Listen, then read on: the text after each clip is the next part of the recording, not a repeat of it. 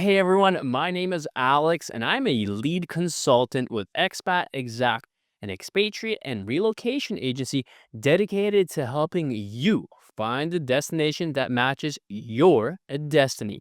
And today we need to talk about something that has taken over every major news outlet, every expat forum, every Facebook group for Americans living abroad, and honestly, every dinner table conversation is happening in this country right now. It's being called the Donald Dash. And whether you've heard that term before or you're encountering it for the first time in this video, I want you to stay with me because the data behind this movement is impossible to ignore. I also want to be upfront about something before we go any further. This video is not political advocacy. I'm not here to tell you how to feel about the current administration, about any political party, or about American politics broadly. What I am here to do is to talk honestly about a documented social and demographic phenomenon, one that is reshaping international migration patterns in real time, and to help you think clearly about whether it is relevant to your life. That framing matters to me because the people watching this video come from all kinds of backgrounds and all kinds of political perspectives. What they share is curiosity about what life could look like somewhere else. And that curiosity deserves a serious, grounded response. Let's start where every serious conversation should start, with the numbers, because the numbers tell a story that no amount of spin can undo. In 2024, the United States recorded its highest net out migration figures in modern history. That is not an exaggeration. That is not a talking point. That is what the data shows. According to reports from international immigration agencies and destination country governments across multiple continents, applications from American citizens for long-term residency visas surged between 30 and 60% depending on the destination country, and that wave did not plateau after the election. It did not slow down over the holidays. It has accelerated into 2025 and continues to build momentum as we move through 2026. Let me give you some specifics because I think the specificity matters here.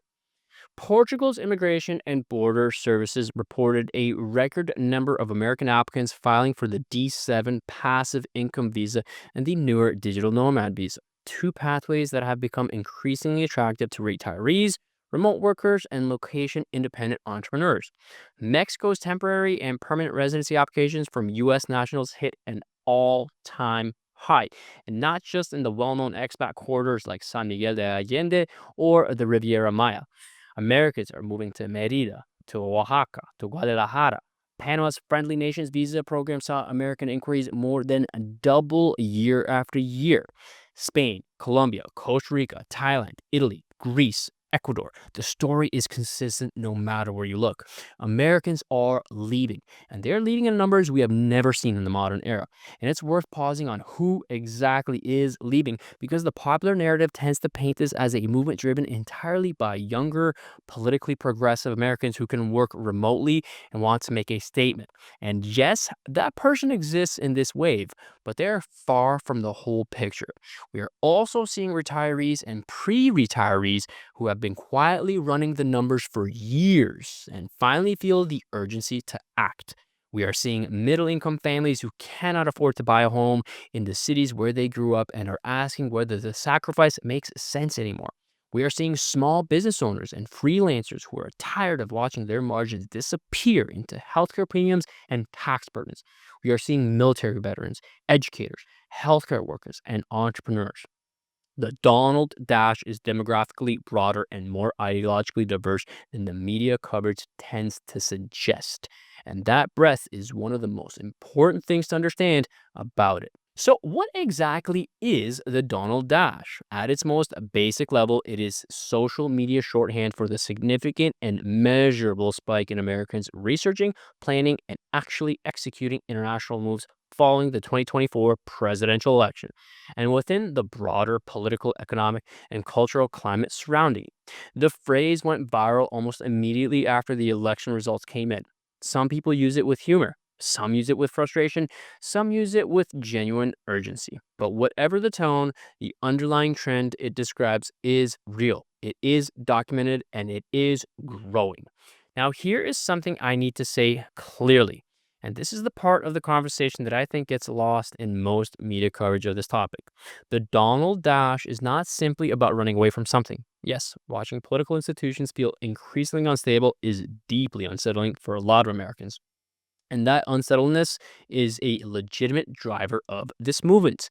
Yes, watching inflation quietly and persistently erode purchasing power year after year, decade after decade, is exhausting in a way that eventually stops feeling like a temporary inconvenience and starts feeling like a permanent condition. When the cost of housing, groceries, healthcare, and education all increase faster than wages over an extended period, people start asking a different kind of question. Not, how do I get ahead? But is this system designed for me to get ahead? That is a harder question, and it tends to lead people towards more fundamental reconsiderations of where and how they want to live. Yes, cultural fatigue is real. The noise, the division, the sense that every conversation has become a battleground, the feeling that the country is perpetually at war with itself and that there is no de escalation on the horizon. I hear versions of this from clients every single week, and it comes from people across the political spectrum. But here is what distinguishes the people who actually follow through on a move from people who spend 3 years talking about it. The ones who go, the ones who build lives abroad and report back with genuine satisfaction, they're not just running away from something, they're running towards something specific. And that distinction is not just philosophical, it is deeply practical because it changes how you plan, what you prioritize, how you evaluate destinations, and ultimately whether you end up happy on that other side of the decision. So, what are they dashing from and running towards? Let me walk you through the four most consistent drivers we see at Expat Exact. The four things our clients tell us they are seeking when they commit to making this move. Driver number one, political instability and mental bandwidth. I want to be careful and precise here because this one gets mischaracterized constantly. When our clients tell us they are seeking political stability abroad, the vast majority of them are not under the illusion that they are moving into a political utopia. They understand that every country has governance challenges, every democracy has dysfunction, every society has something to work on. What they're describing is something more specific and more personal. They want to live in an environment where political dynamics do not impact them in the same way. Yes, how someone shows up and processes life mentally and emotionally is a factor, but environment is one as well, and politics impact it. In some countries, there's a function of parliamentary system that distributes power differently. Smaller national footprints, stronger civic institutions at the local level, or simply different cultural relationships with politics. The lived experience for many of our clients is one greater compatibility. Driver number two is safety and the more nuanced conversation we need to have about it. This one requires some intellectual honesty on all sides because safety narratives are multi directional. On one hand, international safety concerns are frequently amplified by media coverage that prioritizes dramatic incidents, political rhetoric, and isolated events over the everyday reality of life on the ground. A single high profile crime in a foreign city can reverberate through American news cycles for weeks, creating a risk perception amongst American audiences that is often wildly disproportionate to what residents and long term expatriates actually experience day to day. On the other hand, there are destinations that carry genuine safety challenges. And anyone selling you a relocation dream without acknowledging that is not doing you a service. Some expat destinations have specific neighborhoods, specific crime patterns, or specific situational risks that need to be understood, evaluated, and planned around. The work we do at Expat Exact is helping clients move past the headline driven noise in both directions and develop a grounded, localized, and personalized understanding on what safety actually means in a given place. That means looking at neighborhood level crime data, not just national average. It means understanding infrastructure reliability, what happens when the power goes out, when the water system fails, when you need emergency medical responses. It means evaluating social cohesion, institutional responsiveness, and the specific dynamics that affect expats versus locals. And critically, it means understanding what safety means to you, because that's not a universal definition. A retired couple with no children has a completely different safety calculus than a family with a teenager who wants independence. A remote worker who rarely goes out at night faces different risk profiles than someone who is socially active in an urban environment. Almost every client we work with tells us that they're looking for greater predictability in daily life, lower perceived volatility, and stronger community level stability. We work backwards from that to identify where those conditions actually exist. Driver number three is cost of living and the profound restructuring of financial stress. This is often where the conversation gets most emotionally powerful, and I think it's because the financial relief that many people experience when they relocate abroad is not incremental, it is structural. It is not like saving 15% on groceries, it is like the entire architecture of your financial life being redesigned. Let me give you some concrete reference points. Couples living in cities like Merida, Mexico, or Chiang Mai, Thailand, regularly report sustaining a genuinely high quality of life, comfortable and spacious housing, frequent dining at good restaurants, access to reliable healthcare, travel within the region at monthly costs that would not cover rent alone in comparable American urban markets. We are talking about an all-in monthly expenditure of $2,000 to $3,500 for lifestyles that would cost $7,000 to $12,000 or more in cities like Austin, Denver, or Seattle. I want to add something here that often gets overlooked in the cost of a living conversation: the value of time. When financial pressures decrease substantially, people do not just spend less money, they spend less time working to cover expenses they no longer have.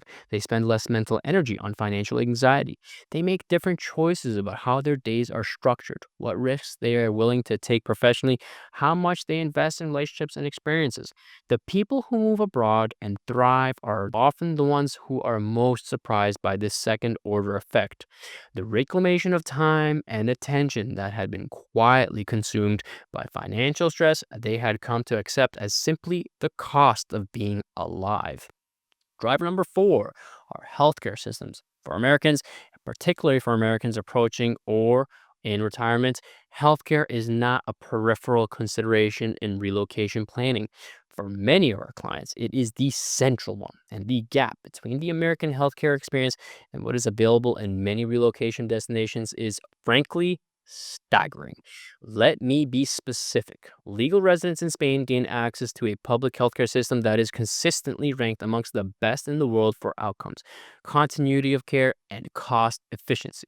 Access to this system is available to legal residents, not just citizens, and it covers the vast majority of medical needs comprehensively.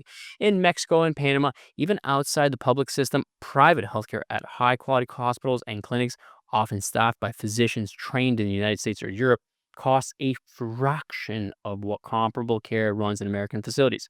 Clients regularly report prescription costs that are 70, 80, or even 90% lower than what they were paying in America. Specialist consultations that cost $400 out of pocket in America cost 40 to 60 in major Mexican or Panamanian cities. Dental care, vision care, elective procedures, the savings are transformational. There's also a quality of care dimension that deserves more attention. Many Americans assume the lower cost necessarily means lower quality, that the trade off is real and unavoidable. What they find instead is a myth debunked and a fundamentally different relationship with healthcare itself. When care is affordable and accessible, people use it preventatively rather than reactively. They do not delay seeing a doctor because they are afraid of the bill. They do not ration medication. They do not avoid specialists. The result is better health outcomes and dramatically reduced financial anxiety, which is itself a significant health benefit. Now, is the Donald Dash the right move for you? Maybe, maybe not. And I want to be direct with you about something. I am not here to tell you that moving abroad is the answer for everyone, because it isn't. What I can tell you is that for the right person with the right preparation matched to the right destination, it can be genuinely life changing in the most positive sense of that phrase. But here's the hard truth that nobody in the viral TikTok content about this movement wants to talk about. Moving abroad is not an extended vacation. It's not a fantasy. It is a life decision with real legal dimensions, real financial implications, real logistical steps, and real emotional weight. The visa pathway that works for a 58-year-old retiree in Florida with a pension and no dependents is completely different from the pathway available to a 34-year-old remote software developer in Colorado with a US-based employer and stock compensation. The country that is genuinely perfect for a family with school-age children who need English language education options is not the same country that makes sense for a single professional looking for a vibrant social scene and strong networking opportunities. Healthcare needs, taxes, banking access, language acquisition curves, climate adaptation, property ownership, emergency repatriation planning, all of it matters. All of it requires expertise. We have worked with clients who made this move beautifully, who came to us with a rough idea, worked through the planning process seriously, and landed somewhere that genuinely transformed their daily lives in ways they're still emailing us about months later.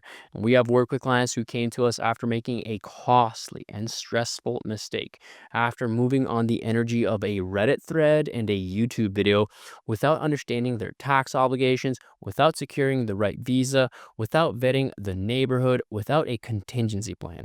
Both outcomes are real. The difference, almost without exception, comes down to whether the move was impulsive or intentional. At ExpatExact, we offer one-on-one consultations, comprehensive relocation roadmaps, and destination-matched guidance built entirely around your specific profile, your income structure, your lifestyle priorities, your family situation, your healthcare requirements, your timeline, and your risk tolerance.